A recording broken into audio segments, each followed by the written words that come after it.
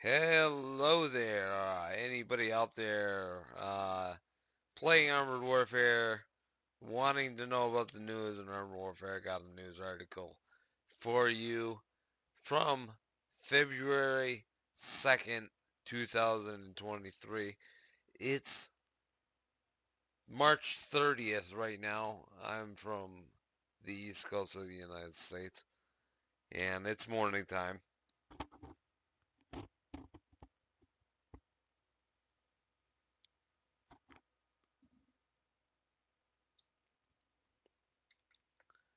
Alright, let me read this for you. So, let's learn about this thing. All right, commanders. I mean, let me. Commanders.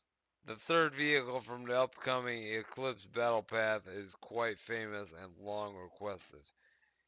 And I've had a couple of drinks too. Well, cheers. You know what I mean? And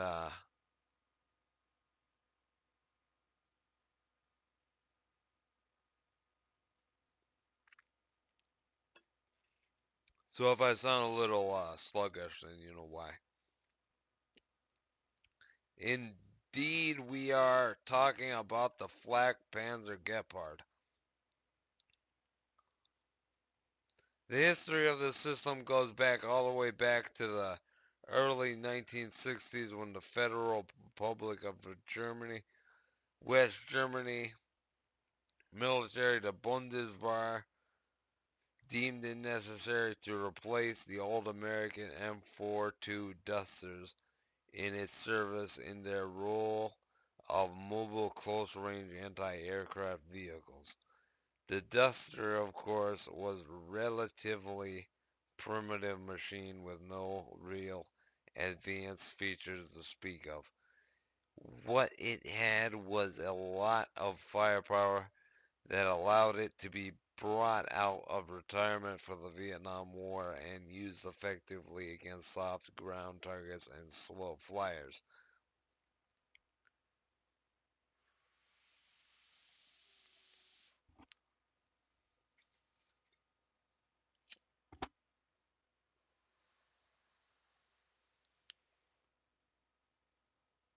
That, however, wasn't really very useful for the Germans. At that point, the Soviets were still working on their Shoka SPAGs, but the mass production of the iconic Warsaw Pact vehicle would start soon enough in 1965.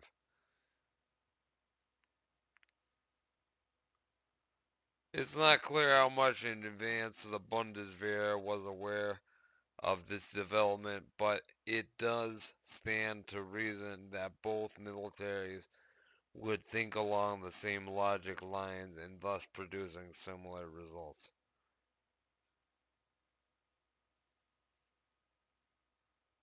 In 1963, a program was launched by the Germans to develop a highly mobile, self-propelled anti-aircraft gun armed with two at least 30 millimeter autocannons. The vehicle had to be capable of keeping up with German mechanized units and therefore had to feature excellent all-terrain capabilities. At first, it was decided to utilize the early Marder IFV chassis, by then still in development, but it soon became clear that should the SPAAG include an advanced radar system, its weight would definitely exceed the limits of the Marder suspension.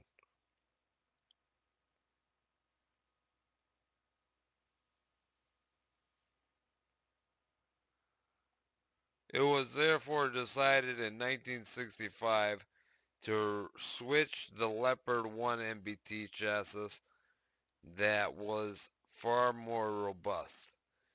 The vehicle was co-developed between Siemens, AEG, Telefunken, Porsche, Cross, and Maffei and Rheinmetall, the last two of which would prepare two modified Zero Series Leopard 1 hulls and fit them with an early version of the Gepard turret. This early version featured two Ehrlichen Contrave 35mm cannons, B-1 radar systems of Siemens, important Leopard hull modifications including an additional power source and upgraded electronic wiring, Daimler-Benz OM 314 APU.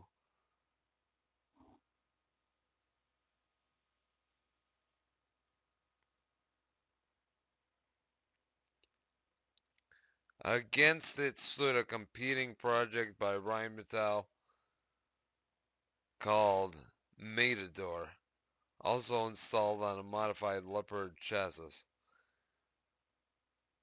This project, armed with two 30mm autocannons, two Gepard prototypes were built and tested between 1965 and 1970 along the Matador, while two more prototypes were built.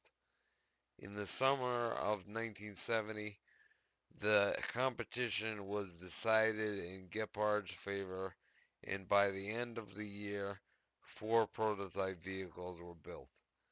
By 1973, five pre-production vehicles were ready for the Netherlands.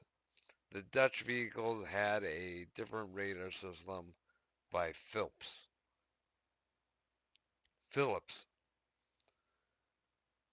The official decision to arm the Bundeswehr with the Gepards was taken by the Ministry of Defense on February 5, 1973, with Cross Maffei as the general supplier together with Ehrlichen, Contraves, and Siemens.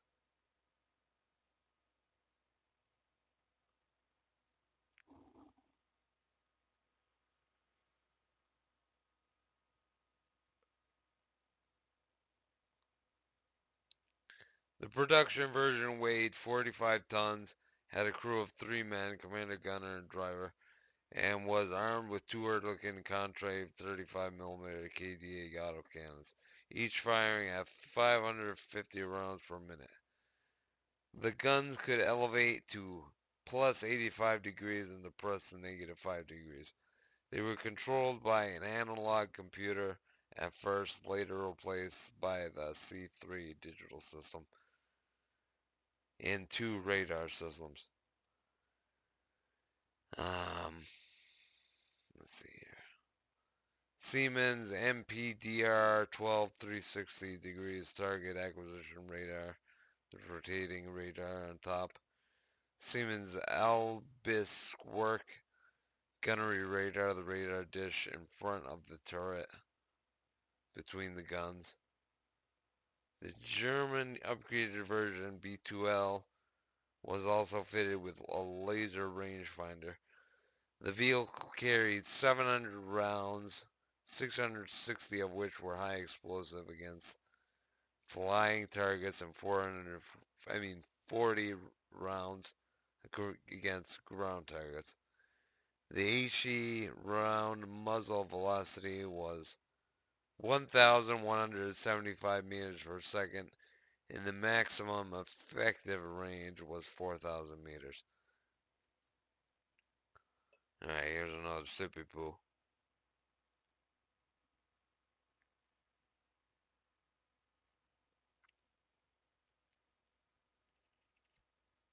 The turret armor was quite thin. We're speaking of 19 to 21 millimeters of steel,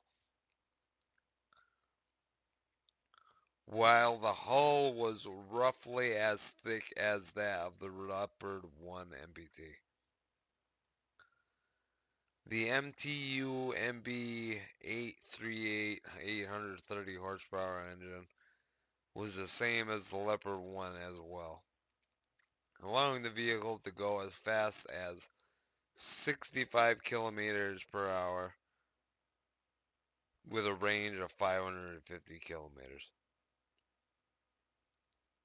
Pretty good range.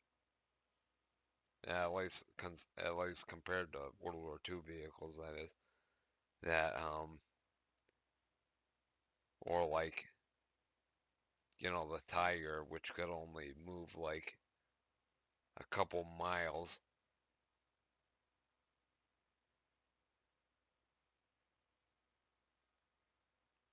or the Pershing too.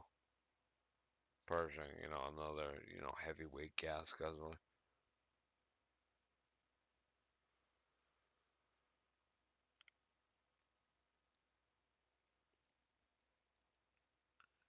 Between 1976 and 1980, Germany received 420 Gepard SPAAGs, variant B2 and B2L, with the Netherlands receiving 95 vehicles with different radar. At the same time, Belgium received 55 ordered Gepards of the same type as Germany. Estimated 147 vehicles were refitted to the Gepard 182 standard with an improved FCS and new programmable ammunition, increasing the range to roughly 6 kilometers. Info about this variant is remarkably scarce. It can be recognized by different muzzle brakes, and our model is based on it. In Germany, the Gepard served for more than 4 decades before being officially withdrawn from service in 2010 and replaced by the Weasel 2 Ocelot SPAAG. The final Gepard actually left the German service in 2012 as keeping such old hardware operation was deemed too expensive.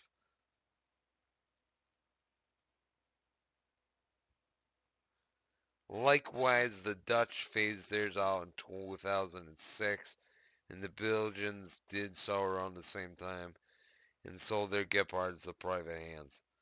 This led to several sales operations where other countries acquired this old but still relatively effective weapon.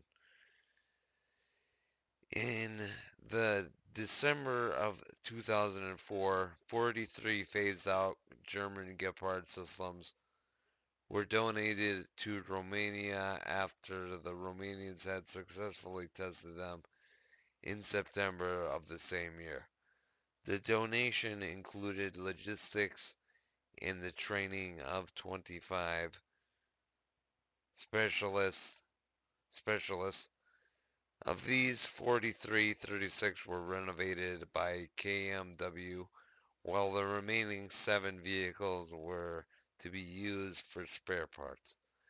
Another attempt to sell these off was made in 2008 to Chile, with 30 Gepards being contracted.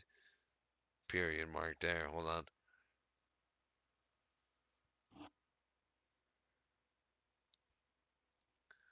4 vehicles were delivered the same year, but the Chileans found the operating costs a little too high to their liking, and the remaining order was canceled. Chile kept the 4 operational until 2011 when the military got rid of them. So they basically phased out in like 2012, latest. Jordan purchased 60 ex-Dutch vehicles in 2013, with the delivery being made between 2014 and 2016. And finally, Brazil ordered 54 ex-German vehicles the same year and received them between 2013 and 2015. Qatar was interested in a certain number 2 years prior to the FIFA World Cup, but nothing came of it so far. And that's it for customers, well-paying customers at least.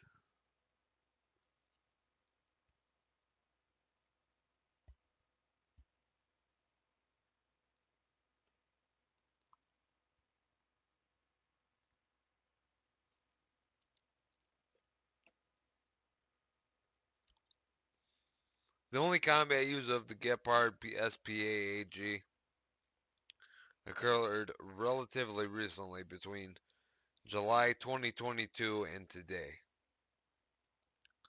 Ukraine received 30 Gepards intended to be primarily used against drones targeting the Ukrainian infrastructure.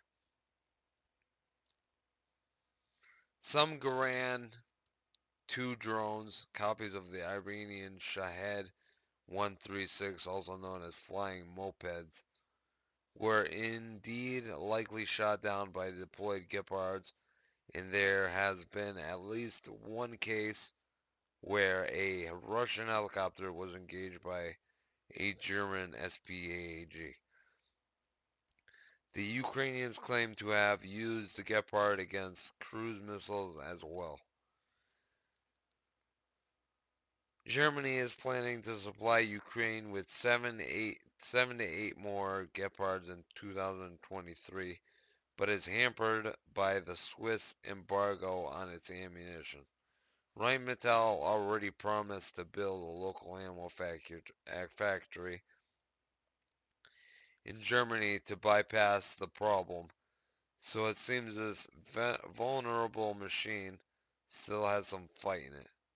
They spelt vulnerable wrong.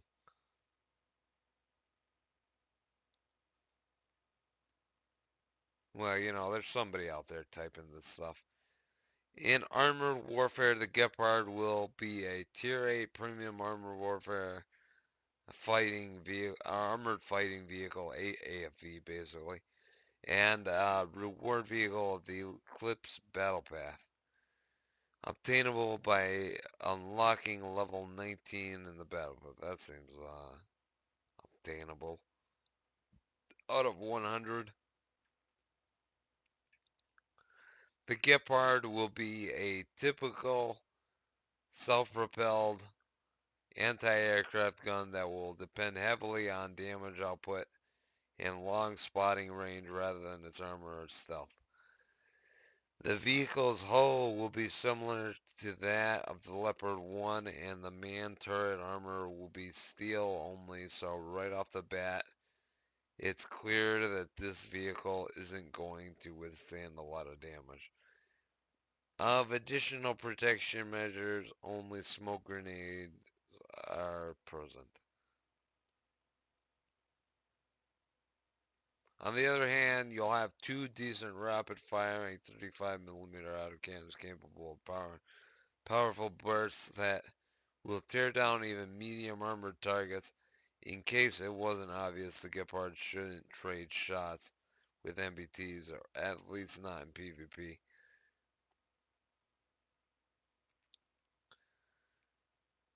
The combined rate of fire of 1,200 rounds per minute is nothing to sneeze at, although we're still tuning the firepower details in order to make the vehicle viable. Of interesting ammunition, the Gepard will feature PELE, like FAPDS ammunition as a workshop upgrade. Mobility-wise, the vehicle will be identical to its Leopard roots. In other words, it'll be similar to a slower light tank or a lighter MBT such as the Leopard 1A Leopard 1A5. After all, with its 45 tons, it's not exactly spring chicken. And last but not least, there are the camouflage spotting range values. We are looking at 25% camouflage and 380 meters of view range, although the latter will be possible to enhance via the radar active ability, similar to the one in Draco AFV, and that's pretty much it. Just a solid vehicle for you guys to drive. We hope you'll enjoy the vehicle and always see you on the battlefield.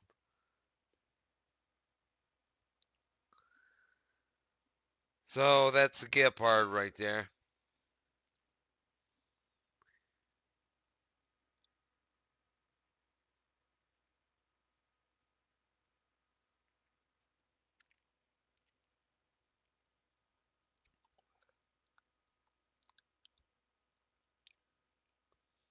Take care. Pleasant thoughts.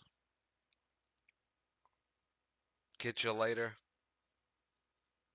Thanks for listening, and I'll catch you later. Take care and goodbye. Peace out.